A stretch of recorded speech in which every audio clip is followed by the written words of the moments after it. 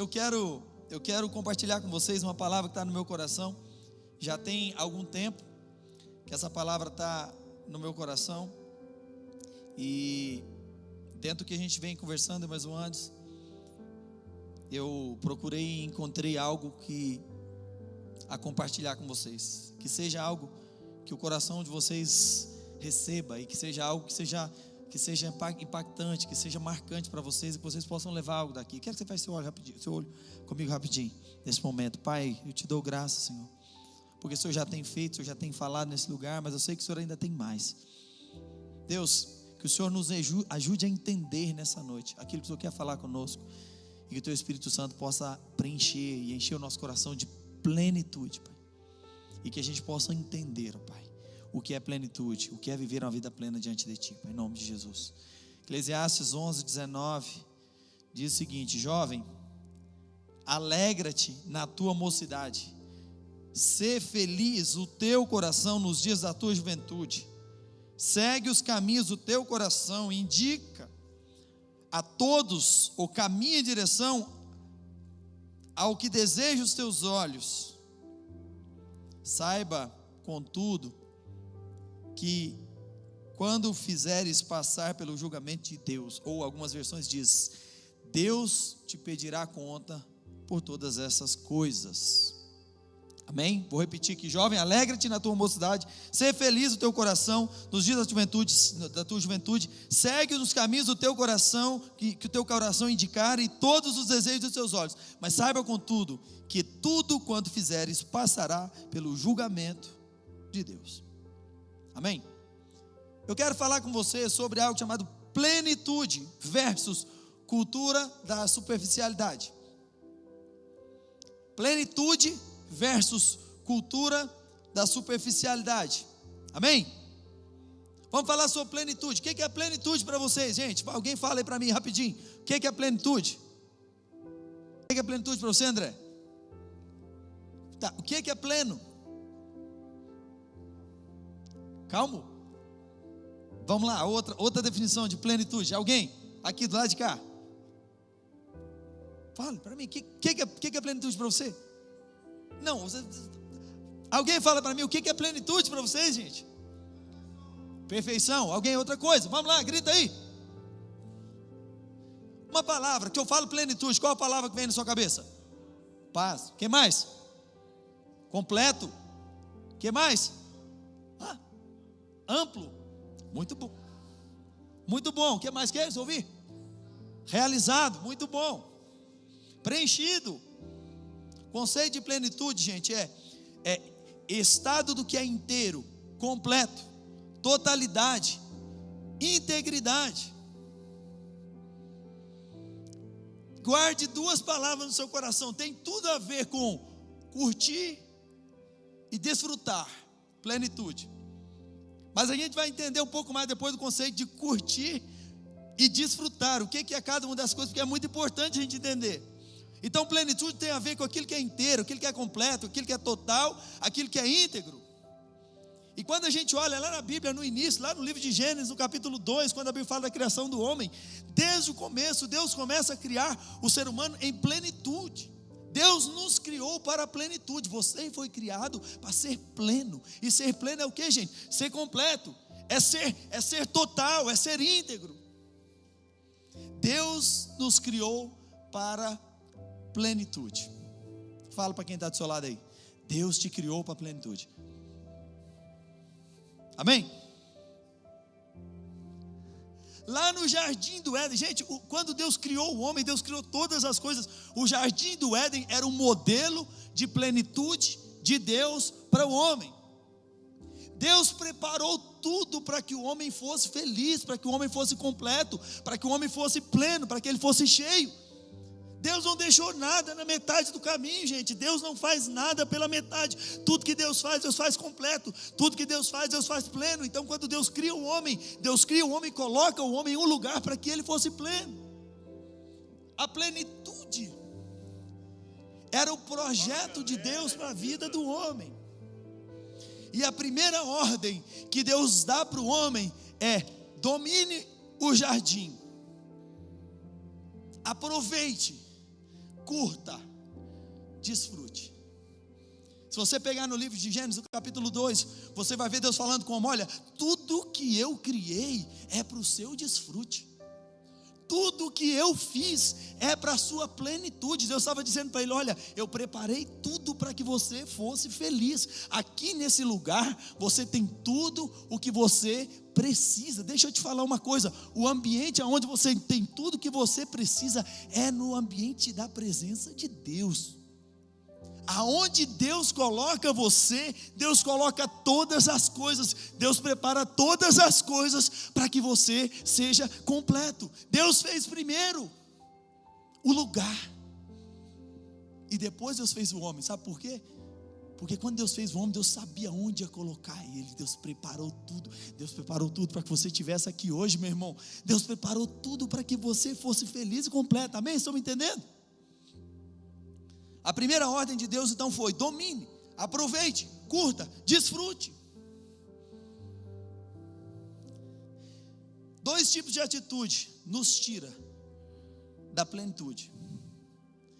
Eu vejo na vida de Adão e de Eva, nos próximos capítulos, eles tendo 2 atitudes, e essas 2 atitudes tiram eles da plenitude. Primeiro, fazer o que Deus não mandou. A primeira coisa que tira a gente de uma vida de plenitude é fazer o que Deus não mandou. Quando a gente olha para Adão e Eva, quando a gente olha para o jardim, a gente sempre pensa que a primeira coisa que Deus falou para Adão e Eva: você olha, gente, está vendo essa árvore aqui? Essa árvore vocês não tocam nela. Mas não foi. Deus falou com eles sobre tudo que havia no jardim. Deus mostrou tudo que havia de bom no jardim. A última coisa que Deus falou para eles foi: olha, só que tem uma coisa, essa árvore aqui, vocês não tocam nela. Porém, a primeira coisa que o homem vai fazer é o que, gente? Tocar naquilo que Deus falou para não tocar. Fazer o que Deus não mandou. Então a primeira coisa que tira a gente da plenitude de Deus é fazer o que Deus não mandou. Como é que está você? O que você está fazendo que Deus não mandou você fazer? O que está tirando você da plenitude de Deus? E a segunda coisa é não fazer o que Deus mandou. Quando a gente faz o que Deus não mandou, a gente peca pela ação. Mas quando a gente não faz o que Deus mandou, a gente peca pela omissão. Você está entendendo? Você pode pecar por não fazer nada, ou você pode pecar por fazer algo. Porque se Deus te manda fazer uma coisa e você não faz, você está cometendo um pecado. Está comigo? A desobediência nos tira do lugar de plenitude e nos coloca em um lugar de superficialidade. A desobediência te tira de uma vida de plenitude para te colocar em uma vida de superficialidade. Está entendendo? Fala, galera. Ao perder a plenitude de Deus, o homem começa a viver o que eu chamo nessa palavra de cultura da superficialidade, criada pelo diabo no jardim do Éden e implementada e difundida até hoje, nos dias atuais. Mas o que é superficialidade? Vamos lá, eu quero ouvir vocês dizerem, o que é superficialidade? Que palavra vem na sua cabeça quando eu falo superficial? Raso. O que mais? Não real, falso. O que mais? O que mais? Mecânico. Momentâneo. O que mais? Escasso. Pensa aí. O conceito de superficialidade é um conceito simples, o que tem pouca profundidade.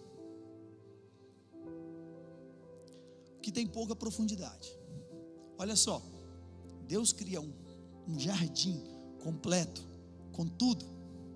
Deus fala para o homem: de todos os animais você pode comer, de tudo que há você pode desfrutar, de todas as frutas que há nesse lugar você pode comer, mas de uma somente você não pode comer.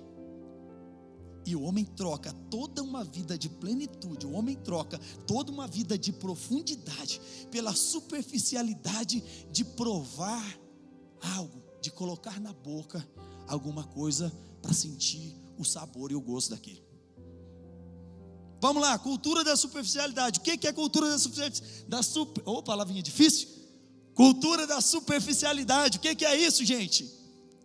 A cultura da superficialidade é a cultura que valoriza mais o que é passageiro em detrimento daquilo que é eterno. A partir daquele momento o homem começa a valorizar mais o que é passageiro em detrimento daquilo que vinha de Deus.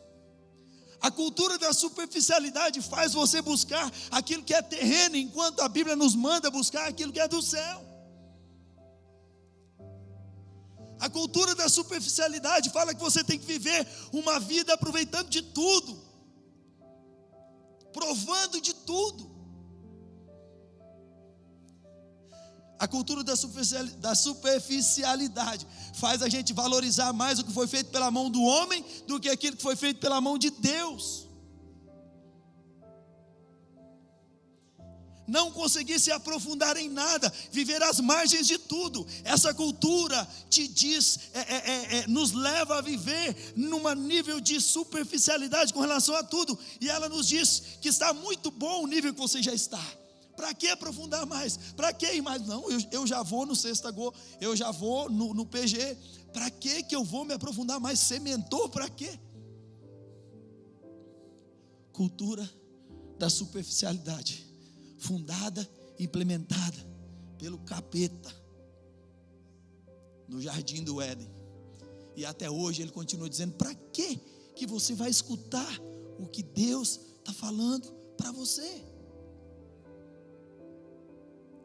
Que negócio é esse de se aprofundar nas coisas?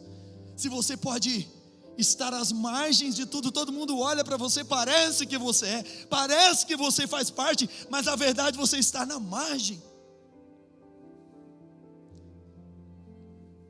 Para que eu vou orar mais?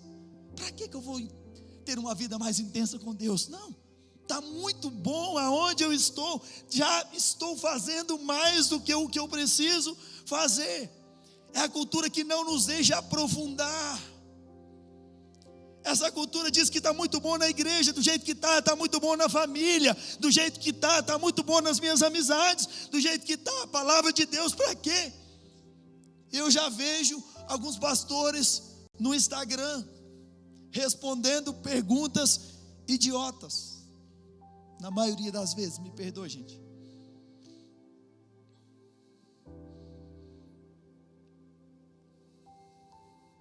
A máxima dessa cultura é: o importante é ser feliz. Prova tudo, testa tudo, um pouquinho de cada coisa. Não se aprofunde em nada, e isso te levará a ser alguém pleno. Prova de tudo, aproveita de tudo, testa um pouquinho de cada coisa. Você já experimentou um pouquinho de droga? Você já experimentou um pouquinho de álcool? Você já experimentou um pouquinho de homossexualidade? Você já experimentou um pouquinho? Experimenta, vai. Estão comigo? Essa é a voz da cultura da superficialidade, falando para você que o que importa é você ser feliz, o que importa é o que o seu coração diz. Deixa eu te falar uma coisa, a Bíblia diz: enganoso é o coração do homem, quem o conhecerá? Não, mas eu preciso conhecer o máximo de coisas possíveis, eu preciso ver o máximo de coisas possíveis, e eu começo a rodar o feed da minha vida, e eu começo a olhar coisas na minha vida, eu vou passando por elas, e eu vou mirando todas, olhando para todas elas. De repente eu clico em uma delas, opa, essa me chamou a atenção, eu paro por 2 segundos nela, depois eu já rodo de novo o feed da minha vida, e opa, essa me chamou mais atenção, eu abro um pouquinho, assisto 2 minutos, e rodo o feed da minha vida. E para que me aprofundar, se eu posso olhar tudo distante e conhecer um pouquinho de cada coisa? Um pouquinho de cada coisa. Quando a gente lê o livro de Eclesiastes, e quando a gente lê essa mensagem, o que Salomão fala, nos dá a sensação que ele está falando sobre a cultura da superficialidade. Presta atenção, ele diz: jovem, Alegra-te no dia da tua mocidade. Ser feliz o teu coração no dia da sua juventude. Segue os caminhos do teu coração. Espera aí.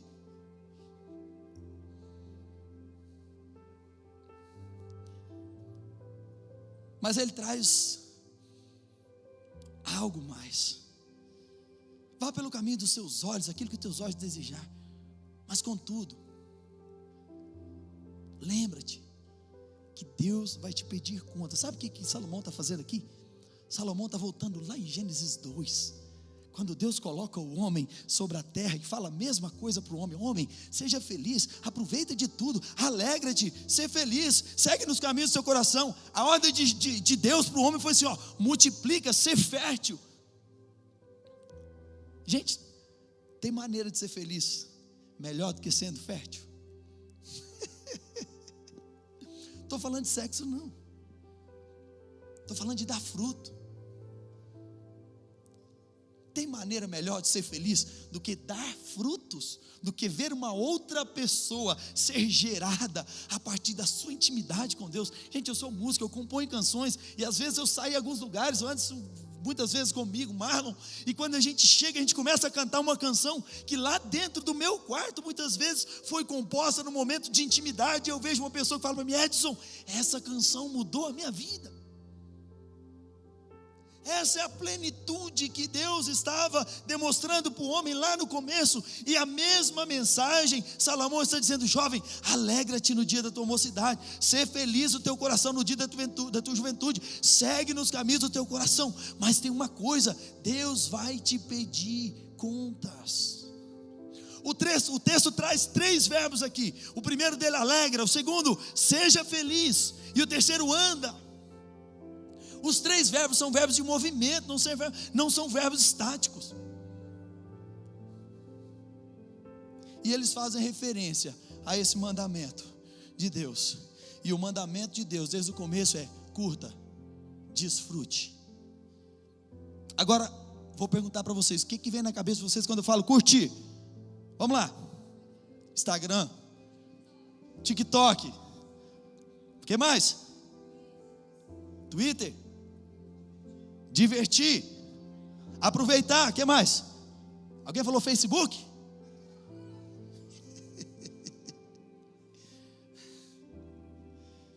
Presta atenção. Deixa eu falar uma coisa para vocês. Eu fico muito triste dessa palavra ter sido roubada pelos meios de comunicação digital e as redes sociais.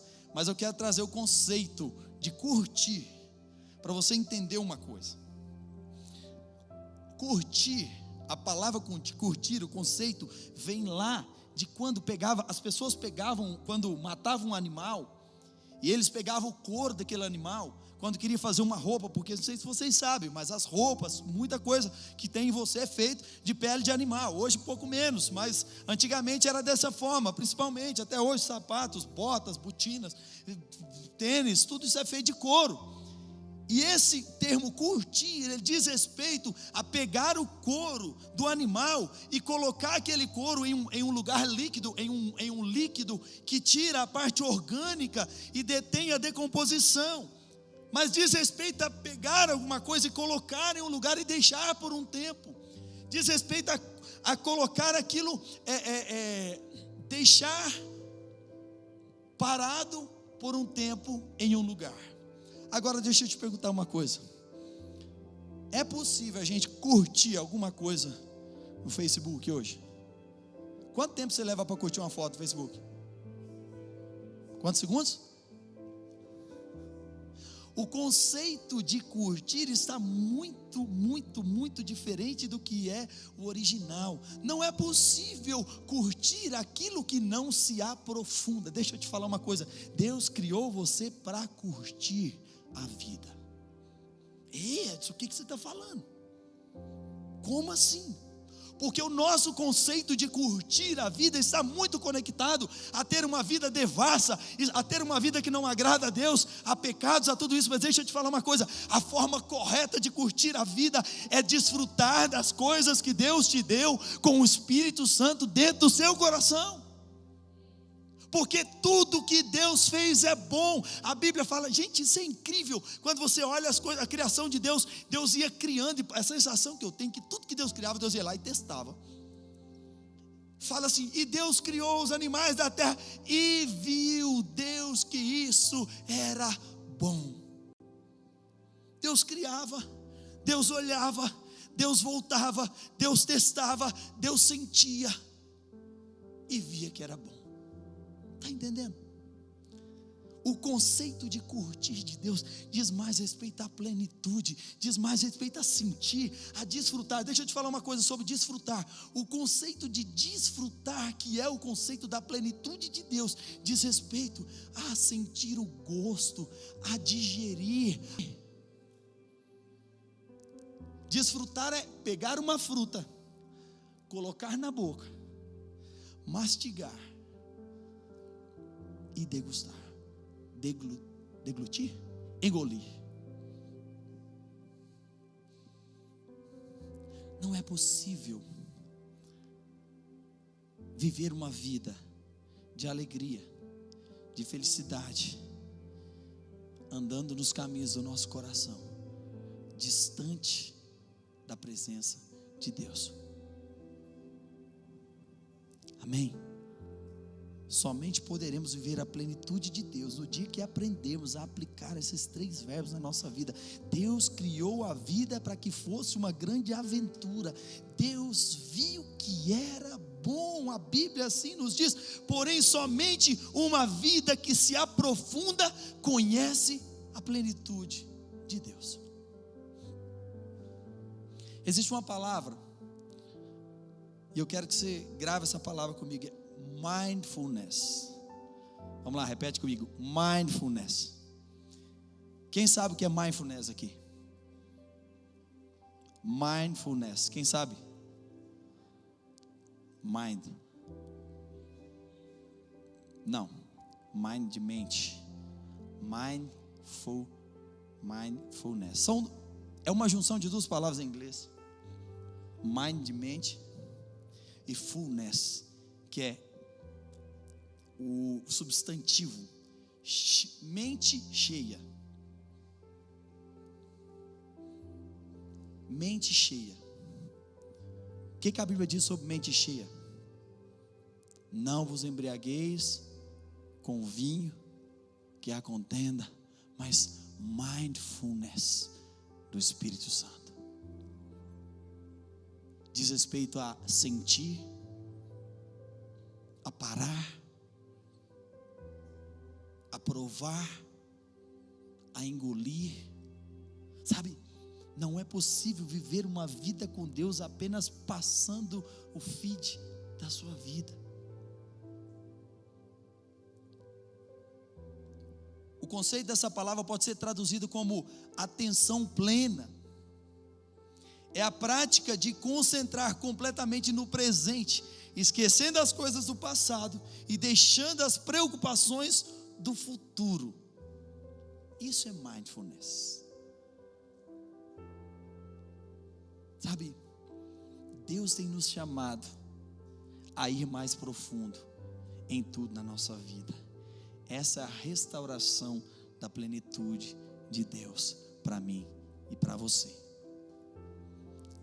Sabe, eu sei que elas vão ficar bravas comigo, mas o que prega hoje, o que é pregado para vocês, e aqui está a minha maior preocupação com vocês, jovens e adolescentes, porque o que é pregado hoje, você não precisa desfrutar de nada, você não precisa se aprofundar em nada, basta você mostrar que é. Nós estávamos há pouco tempo atrás em Capitólio, e estávamos numa das casas que a gente tem lá, e eu estava olhando as minhas sobrinhas, e elas passaram o dia inteirinho fazendo foto na beira de uma piscina. Gente, o sol estava estralando, de quente, Silvia, e eu fiquei só olhando, eu estava de lá só olhando, o dia inteirinho fazendo foto na beira da piscina. Depois vocês entram no Instagram dela, vocês vão ver as fotos. Quando chegou de noite, começou a chover, 6 horas da tarde começou a chover. Eu chamei as duas e falei assim: Quanto tempo vocês nadaram hoje? Nós não nadamos. Mas quem olhava a foto delas ia dizer que elas passaram o melhor dia de sol na beira da piscina, curtindo, entraram e saíram feito uma sereia. Ficou de noite. Falei, tá vendo? Que beleza, choveu, preciso largar de ser besta. Se lascaram. Nadou de noite, saiu com frio, aquele frio lascado. Sabe por quê? Não é culpa de vocês. Eu não estou condenando as pobres, das meninas, mas a verdade é porque o mundo tenta pregar para você que basta você parecer que é e já está muito bom. Basta você ter a sensação que está vivendo, a impressão que está vivendo algo, está muito bom. Deixa eu te falar uma coisa, Deus está te chamando para uma vida de plenitude, Deus está te chamando para mergulhar em mais profundo nas sensações, Deus está te chamando para ir mais profundo. Deus criou uma vida plena. Deixa eu te falar uma coisa, deixa de ser morto, rapaz. Eu fico doido quando eu vejo um cara o dia inteirinho vidrado num videogame na casa dele, não sai na porta de casa.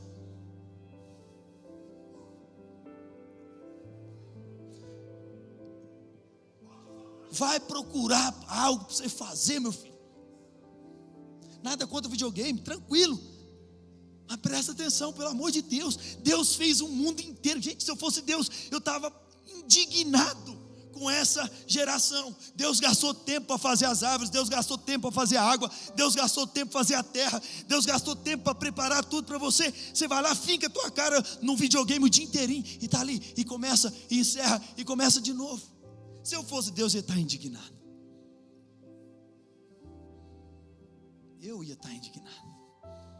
Sabe, Deus não te dará mais enquanto você não aprender a desfrutar aquilo que Deus te deu. Deixa eu te falar uma coisa, Deus não vai te dar uma família se você não aprender a desfrutar da família que tem na sua casa. Ah, Deus, eu quero uma esposa linda, cheia do Espírito Santo. E você não olha para os seus pais, não fala com o seu irmão. Ei, Deus não é incoerente. Um dia eu estava na minha casa e lá em casa tem uma piscinazinha, lá no apartamento que eu moro, e tinha 3 anos que eu não ia na piscina. E eu estava sonhando fazer um casão com uma piscina. Nossa, sonhando fazer um piscinão e tal.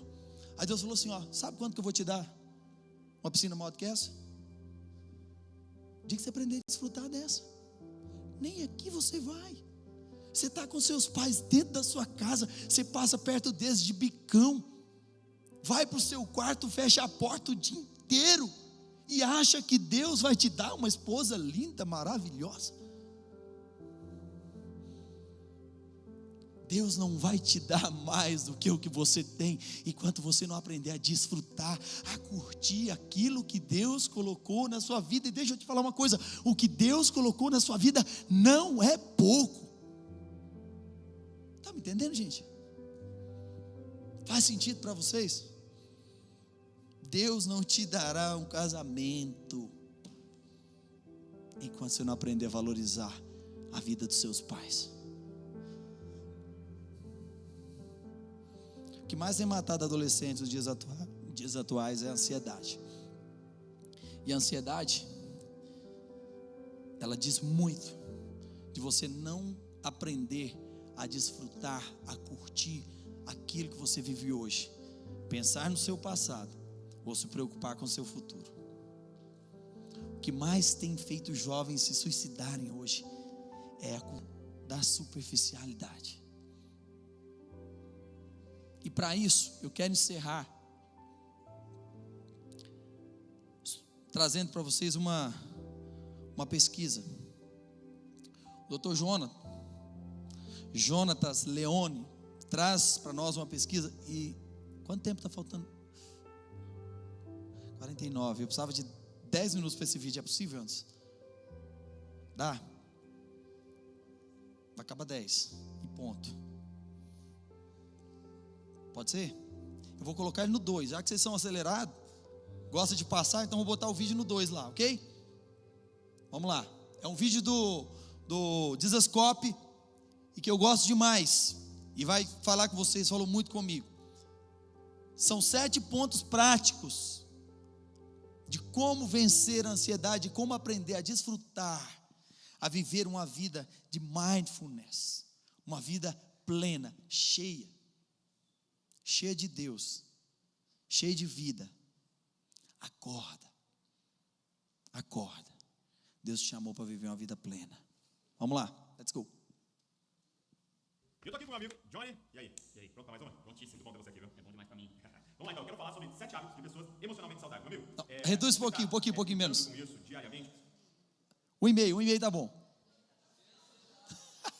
Isso vai gerar ansiedade dos meninos aqui, vamos. 1,5, aí. O que você observou que são um conjunto de hábitos de pessoas que têm suas emoções protegidas, cuidadas, cultivadas? Primeiro hábito é um hábito interessante, porque uma pesquisa recente da Universidade de Exeter, lá do Reino Unido, né, da Inglaterra, mediu quais práticas que traziam mais saúde mental para as pessoas, e aí eles chegaram à seguinte conclusão: as práticas na natureza são as que mais produzem saúde mental para as pessoas. Fala, aí, Deus. O que eles começaram a observar? Eles observaram a qualidade mental das pessoas e foram vendo o que aquelas pessoas faziam, onde elas viviam, como é que elas viviam. E aí o que eles chegaram à conclusão? Pessoas que viviam em ambientes naturais tinham uma saúde mental melhor do que aqueles que viviam em ambientes não naturais. E aí, dentro desse grupo, eles foram ver dentro desse grupo que tinham práticas ali dentro da natureza. A gente sabe que hoje tem um transtorno muito grave, olha aí, se você não está tendo esse transtorno, é o transtorno do déficit de natureza. E aí eles viram que as pessoas que tinham contato com a natureza, tinha um grupo que tinha saúde mental melhor ainda. Ok, que então era, dentro das práticas tem uma... Exato, tem uma que é melhor, que funciona melhor ainda. E essa prática é a prática de passarinhar. O que é o passarinhar? É observar os pássaros, ficar atento ao seu canto, ao som do seu canto, ao movimento dele de uma árvore para outra. E aí, olha que interessante, eles perceberam que quem tem a rotina de passarinhar... De ficar lá observando pássaros. Exato, observar pássaros, olhar pássaros.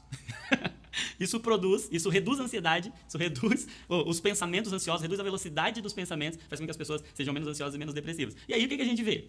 Que isso foi descoberto agora em 2017. Algo novíssimo. Algo novíssimo. Passarinhar faz bem para a sua saúde mental. Tá no hype passarinhar. E aí a gente vê, Mateus capítulo 6, Jesus dizendo: por que vocês estão preocupados? Por que vocês estão ansiosos? Por que vocês estão ansiosos? Observem os pássaros. Uau. Passarinho.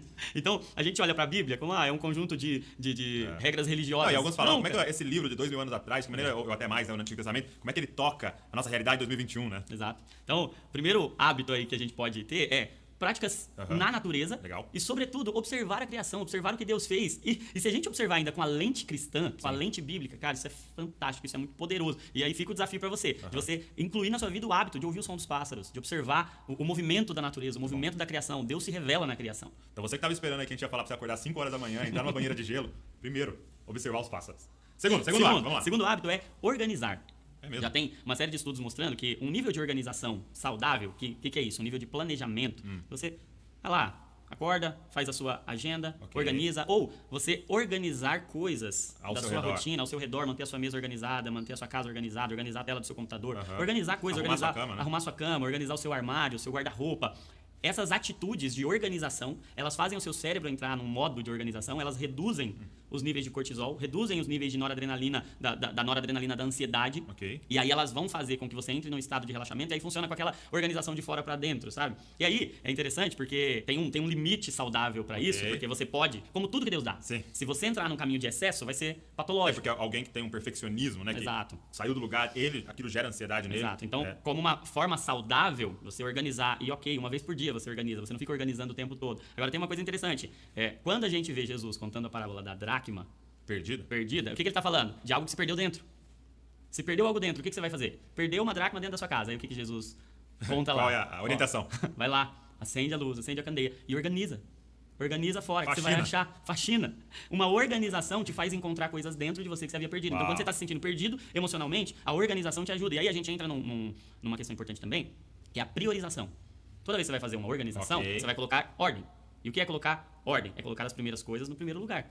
E aí, quem você lembra dizendo? Não fiquem ansiosos quanto ao que comer, quanto ao que beber, quanto ao que vestir. Mas coloquem em primeiro lugar o reino de Deus, as primeiras coisas no primeiro lugar. E aí ele vai até falar, né? O corpo não é mais importante que a roupa. É isso, cara. Né? É isso. Cara, muito bom. E aí, quando você entra nesse ambiente de priorizar o mais importante, você organiza, você coloca ordem. A sua mente trabalha na lógica da ordem. E aí acontece algo muito poderoso, porque a gente cansa muito e a gente sobrecarrega a nossa mente porque a gente vive correndo atrás de consequência. A gente vive querendo abraçar tudo. A gente não foi feito para abraçar tudo. A gente foi feito para focar no principal. E o secundário é consequência. Ok. E a gente cansa porque a gente corre atrás de consequência. Muito bom. Muito Então, bom. organizar. Então, você que estava esperando a banheira de gelo? Número 2, basicamente, faxina, ok? Faxina. Mas organizar o seu exterior, que vai organizar o seu interior. Terceiro, o que é? Terceiro é o Terceiro hábito. É o master, né? o melhor, o mais importante de todos. Orar. Ok. Orar, mas orar eu já sei que eu preciso orar. Eu sei, a Bíblia diz, orar sem cessar. Isso aí Mas posso pular. a gente precisa entender. A gente precisa entender o poder da oração. Porque a gente fala muito sobre oração, mas a gente ora muito menos do que a gente deveria. E quando a gente entende Presta por quê, atenção aí, mas gente, ó. por quê, né? Presta atenção. Então, uma das... A gente ora porque a gente quer ter comunhão com Deus, a gente precisa dessa comunhão com Deus. Mas tem algo de tão poderoso na oração que hoje até os ateus estão orando. Porque eles estão entendendo. Tô falando com quem? Eles falam com algo, eles falam consigo mesmo, e eles chamam isso de oração, porque eles estão entendendo que no ato de orar, no ato de se referir a alguém que tem controle, você modula reações cerebrais. Então, o que acontece com o nosso cérebro quando a gente ora? Então, isso falando da oração, a gente não está nem falando do encontro com Você Deus. tá falando de estudos agora Estudos científicos mostrando os efeitos da oração no nosso cérebro. O que a oração faz no nosso cérebro? A oração tem o poder de ativar o nosso sistema nervoso parasimpático, que é o nosso sistema que que congela, que freia as nossas emoções. Então, só de ativar o sistema nervoso parasimpático, a gente já tem uma desaceleração. Então, desacelerou. A oração ela tem o poder de diminuir os níveis de cortisol, que é o hormônio do estresse, mais do que pela metade. A oração ela consegue fazer um fenômeno de regeneração cerebral, de plasticidade neural, que tem a ver com mudanças de hábitos, de comportamentos, que eles até observaram isso em pessoas pós-AVC. E a regeneração em quem ora, a plasticidade neural, a atividade cerebral que a oração produz, é muito mais poderosa do que qualquer outra coisa. Então, orar não só te traz para um nível de desaceleração, de tranquilidade, de paz, mas modula o seu cérebro, prepara reações químicas. E aí tem um outro fenômeno interessante sobre a oração, é que a oração ela vai fazer com que a sua camada, o córtex cerebral, fique mais espesso. Mas então, a oração, você está me dizendo que ela muda morfologicamente. Morfologicamente. Ela muda coisas físicas no meu cérebro. Ela muda fisicamente, quimicamente o seu cérebro. E aí ela faz com que a área da emoção, que a gente chama de sistema límbico, fique menos sensível. Então a gente é menos entranha, menos suscetível à impulsividade, a agir emocionalmente. Então, a oração é poderosa demais. Ore porque vai te fazer muito bem. E é muito louco que a Bíblia vai associar, né? Filipenses 4, você não anda ansioso, então apresenta diante de Deus suas petições. Exato. Então, ele sempre está ligando a questão das nossas emoções, né, com as nossas emoções são sempre um convite para oração. Uau. Independente da emoção que você está sentindo, ela é um convite para oração. Muito bom. Beleza. Quarto hábito de pessoas saudáveis. O quarto hábito é ter uma agenda. E aí, essa agenda tem também a ver com aquilo que a gente estava falando de planejamento, agora que a gente já sabe. Toda vez que você agenda algo e você cumpre aquilo, você faz aquilo. O check, né? O check, ele tem o poder de liberar dopamina no nosso cérebro. É maravilhoso. Muito louco. Então, é parecido com o que um fumante experimenta quando ele fuma um cigarro. Ele ativa essa mesma via dopaminérgica de prazer, de recompensa. Então você tem uma recompensa. E por que Deus nos deu essa via dopaminérgica? Foi para fumar? Foi para o cara entrar numa dependência? Não, Deus deu justamente para a gente criar um planejamento e a gente checar. Porque a gente nasceu para dar fruto. Né? Exato. A gente nasceu... É muito o quê? Quando a gente entra na questão do trabalho, né? A gente nasceu para trabalhar. Tanto que alguém que não trabalha, não está trabalhando, ela começa a adoecer. A gente nasceu para trazer algo relevante para quem está ao nosso redor, para nossa... Exato. Isso é muito e louco. aí entra a questão, a gente sempre fica nessa, mas fé e obras. E aí Tiago vai dizer que a fé sem obras é morta. O que é essa obra? Se você não tá... É checar, cara. É você checar, você faz lá a sua lista de tarefas. E, cara, pensa num funcionário, num trabalhador, em qualquer nível de trabalho que você tem. Se você vê todas as suas atribuições e você organiza aquilo e você faz. Eu lembro quando você falava muito sobre isso, né? Sobre o Just Do It. Just do it, Faça. Simplesmente faça. Mesmo que você não tenha vontade, mas faça, porque ao fazer você libera a dopamina e a dopamina vai gerar vontade em você. Uau, entendi. Entendeu? Muito bom. Uma dica que eu dou pra galera é no dia anterior, à noite, até eu e a Val estávamos pegando essa prática de domingo, parar no domingo, faz a semana. antes de dormir, isso, e organizar a semana e olhando cada dia. E a gente usa um aplicativo, chama Todoist, né? De agenda e tal, e ali Eu uso também, depois da live com a Val, eu comecei a usar, é fantástico. Muito bom. Beleza, então ter uma agenda. Quinto hábito das pessoas saudáveis. Quinto, fenomenal, é um melhor que o outro, é ler. Ler e, claro que não é qualquer tipo de leitura, né? Mas a leitura, ela tem um poder de fazer você experimentar uma sensação mental e uma reação mental parecida com, por exemplo, você está lendo uma história. A reação mental que acontece em quem está lendo a história é muito parecida à reação de quem vive a história. Ok, então o que aquele personagem estava vivendo... Exato. Você experimenta. Você experimenta. Então, isso em dados de ressonância magnética funcional, a ativação de áreas cerebrais em quem está lendo é muito parecida com quem está vivendo. E aí você olha que é muito louco. Quem está lendo qualquer livro experimenta isso. Você experimenta como se você estivesse dentro daquela história. Imagina ler a Bíblia. Imagina ler os 4 evangelhos. Imagina ler os 4 evangelhos. Você tem a experiência de estar entrando no céu. de estar E entrando no Apocalipse. Santo dos Santos, cara. É muito forte isso. Então, ler produz no nosso cérebro, e aí a gente já tem uma infinidade de estudos relacionando a essa atividade cerebral, a esse exercício cerebral, a essa musculatura cerebral. Então, a leitura, ela também vai liberar neurotransmissores saudáveis, neurotransmissores do bem-estar, serotonina, dopamina. A leitura vai exercitar as suas emoções, vai aumentar o seu raciocínio, vai aumentar o seu vocabulário, ela vai dar uma estrutura cerebral e mental que te torna muito menos suscetível também às emoções, à impulsividade e aos sentimentos negativos, né? Fora que você consegue combater pensamentos, porque a nossa mente mente, né? Isso é uma coisa que eu tenho que falar, desconfiar da mente. A leitura traz uma verdade, principalmente quando a gente está falando de uma leitura como a Bíblia, ela traz uma verdade para você desmentir a sua mente no momento da tentação ou no momento em que você está sendo invadido ali por um pensamento mentiroso. Muito bom. Eu vejo a diferença de pessoas que leem e pessoas que não leem numa questão muito interessante, que é essa flexibilidade. Porque assim, muita gente pensa assim, poxa, como eu queria ter dinheiro para viajar, como eu queria ter dinheiro para ir para outros países. Cara, talvez seja muito caro, milhares de reais para você ir na Nova Zelândia. Mas sabia que tem um livro sobre a Nova Zelândia? Não, e é muito louco porque você vai ter quase que o mesmo cérebro, vamos dizer assim, que alguém que foi. Até mais. Até mais, Porque né? às vezes o cara que foi tá tão preocupado em tirar foto. Eita. E você não vai poder tirar foto ali do livro? Exato, só? cara. E aí você Muito bom. pode ter uma sensação e uma experiência e uma construção cerebral maior até do que quem foi. Muito bom. O que mais? Sexto hábito. Ser generoso. Ai, meu Deus. Generosidade. A gente já sabe que cada vez que você faz um ato generoso, que você faz algo sem pensar em receber de volta. A verdadeira generosidade. Verdadeira generosidade é o que a gente chama de ação de graça, né? Uma atitude de graça. É uma ação que você não quer receber nada em troca. Cada vez que você faz isso, você libera ocitocina no cérebro. O que é a ocitocina? Ocitocina é o neurotransmissor que a mãe libera quando ela está amamentando. Uau. Então, é o neurotransmissor que está mais relacionado à proximidade, à comunhão. E aquilo gera um bem-estar. Você pergunta para... É o mesmo neurotransmissor que é liberado para o útero na hora do parto, para ele gerar. Por que a mãe experimenta? Claro, é uma dor muita imensa, dor. mas é o maior prazer da vida de uma mãe, aquele momento onde ela vê, Sim. onde ela tem a luz, Porque de ela tá fato. inundada. Ela está inundada de ocitocina. Uau. Cada vez que a gente é generoso, a gente está gerando alguém, e Uau. a gente está sendo gerado, cada vez que a gente é generoso, presta atenção no nome, Generoso. a Gerar. generosidade gera. E aí, cada vez que a gente é generoso, a gente produz ocitocina, e essa ocitocina, a gente acaba sendo mais beneficiado até do que quem está sendo abençoado com a nossa... Por isso que a gente vai ver na Bíblia Deus o tempo todo oferecendo. Oferecendo. Porque a mentalidade de Cristo é essa. A mentalidade de Cristo é, seja generoso, isso não te faz menos feliz. Isso não te deixa com menos. Cada vez que você é generoso, você fica com mais. Uau. Por isso que ele associa o estar entregando a vida com a minha alegria será completa. É isso. Mas você tá apanhando. É. Mas você tá cuspindo na sua cara. A minha alegria é completa nisso. Cara, É essa isso. generosidade não só financeiramente, mas eu acho que tem algo assim, que é mais valioso que dinheiro, que é o seu tempo. cara. Exato. Ser generoso com o seu tempo. Muito bom. E por último, Por sétimo último, hábito. esse aqui é demais. É desfrutar. Que Desfrutar é o que eu sentido? estou dizendo de desfrutar. Estou sentindo de sentir o gosto. Desfrutar é você pegar uma fruta e desfruta aquilo, e se alimenta daquilo, e sente o gosto daquilo. E aí tem uma frase muito interessante, que é, quem desfruta, não se frustra. Presta A atenção gente se nisso aí, frustra gente. muito, Ó, porque a gente desfruta muitíssimo pouco. importante. Quero E aí, encerrar com ele. olha que interessante, né? Isso já tem uma infinidade de estudos também mostrando como a nossa mente está superficial. A gente está inundado de informações, mas muitas delas, a grande maioria delas superficial, a gente não sabe o que fazer com aquele monte de informação.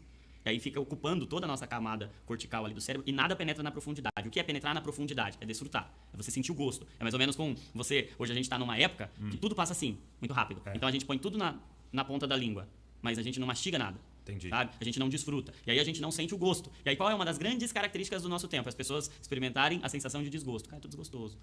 Tô com desgosto. Tô frustrado. Tô triste. E aí a gente tá muito frustrado porque a gente tá desfrutando pouco. E quando Deus nos colocou lá no jardim, em Adão, e aí o que ele disse? A gente já fala assim, Deus disse que não era para comer da árvore do conhecimento do bem e do mal. Mas não foi isso que Deus disse primeiro. Só que aquilo era 1%. Não era nenhum, 1%. cara. Deus disse, coma livremente de todas. Desfrute. Desfrute de tudo.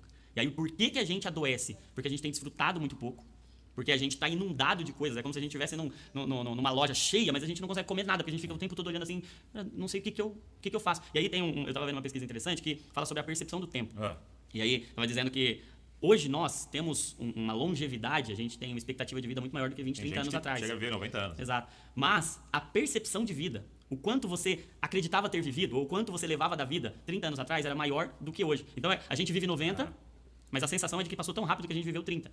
Os caras viviam 50, mas a percepção deles era como se tivesse vivido 100. Eles viviam muito mais, eles têm muito mais memórias. Por quê? Meu Deus. Porque desfruta mais. Desfrutar. E é isso, né? Porque o que vai dizer pra mim é que a minha semana foi... Essa sensação de que ela foi mais longa É o tanto de memória que eu tenho dentro de mim dessa semana. Agora, quando eu tô assim, né? E eu estamos falando do Instagram, mas a gente tá falando isso com a vida, né? A vida toda passa muito rápido. A nossa vida tá entrando na velocidade do feed. A gente E não tem memórias, né? Não cria memória. Mas o que você fez ontem? Eu não lembro, porque nada eu fui fundo naquilo a ponto de... E aí, vem hoje, descobrimos, mindfulness. O que é isso? Ok, Tá aí, fundo. vou encerrar aqui. Fundo, atenção plena. E vai trazer o conceito de mindfulness. Que raiva, né? Seu pastor falou isso lendo a Bíblia toda hora. Mas eu... Então é isso. 7 hábitos de pessoas saudáveis. Eu quero desafiar você a precisar colocar agora isso de em alguém. prática. Sabe o que você vai fazer? Escreve o 7, coloca Vocês estão uma entendendo caixinha do lado de cada um, você dá um do que eu check tô falando em cada um hoje? que vai ser Entendeu? muito bom. Espera. Estamos falando sobre plenitude, sobre entender, desfrutar, engolir aquilo que Deus está colocando na sua vida. Receber, se encher de algo, sabe? Não deixar a vida passar simplesmente na superficialidade. A Bíblia diz assim, olha, não vos embriagueis com o vinho, mas enchei-vos do Espírito Santo. Por quê? A embriaguez com o vinho, você toma um copo de vinho, você dá uma balançada, daqui a 2, 3 horas, passou. Mas quando a gente se enche do Espírito Santo, é algo permanente. É algo que muda a sua vida por completo. Está entendendo? O conceito de encher daquilo que Deus traz para nós é o conceito de viver uma vida plena. Não viver momentos, experiências. Cuidado com as experiências que têm aparecido para você. Prova isso. Um pouquinho disso não vai fazer mal. Fique de pé nesse momento. Deus está te chamando para uma vida de plenitude. Deus está te chamando para uma vida de mindfulness. Deus está te chamando para uma vida cheia de algo, de desfrute. Deus está te chamando para curtir a presença do Espírito Santo. Colocar, deixar aquilo curtir na sua vida, tem a ver com fermentar. Quero que você feche seus olhos nesse momento.